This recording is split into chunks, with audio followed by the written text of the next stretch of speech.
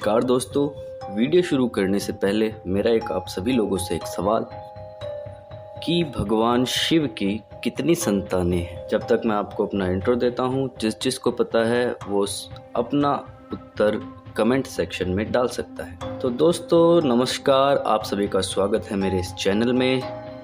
मैं अभी इस चैनल में बिल्कुल नया आया हूँ और ये मेरी पहली वीडियो होने वाली है, जिसमें मैं आध्यात्म के बारे में और हमारे सनातन धर्म से जुड़े कुछ तथ्यों के बारे में आप सभी को बताया करूँ। आशा है कि आप सभी मेरे इस चैनल में मेरा पूर्ण समर्थन करेंगे और मुझसे कोई त्रुटि कोई गलती हो जाए तो उसको प्लीज़ क्षमा। तो दोस्तों, जैसा कि मैंने आपसे प्रश्न पूछा था कि भगवान शिव की कितनी संतानें हैं, दरअसल बहुत ही कम लोगों को ज्ञात होगा कि भगवान शिव की दरअसल 6 संतानें हैं।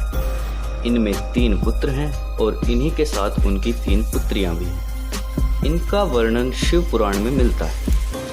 भगवान शिव के तीसरे पुत्र का नाम भगवान अयप्पा, जो कि दक्षिण भारत में इनको पूरी श्रद्धा के साथ पूजा जाता है। वहीं शिव की तीनों पुत्रियों के नाम हैं अशोक सुंदरी, ज्योति या माँ ज्वालामुखी और देवी वासुकी या मनसा।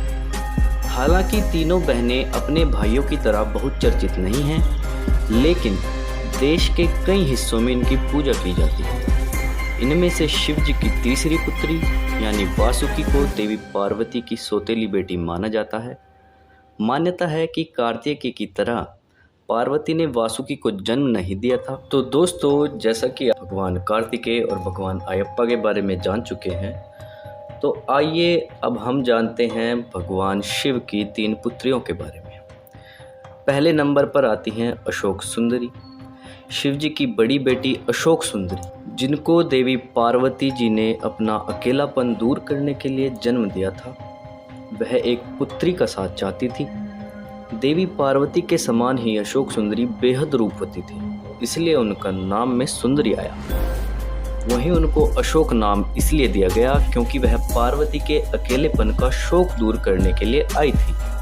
अशोक सुंदरी की पूजा खास तौर पर गुजरात में होती है। अशोक सुंदरी के लिए ये भी कहा जाता है कि जब भगवान शिव ने बालक गणेश का सिर काटा था तो वह डर कर नमक के बोरे में छिप गई थी। इस वजह से उनको नमक के महत्व के साथ भी जोड़ा जाता है। दूसरे नंबर पर आती हैं ज्योति माँ।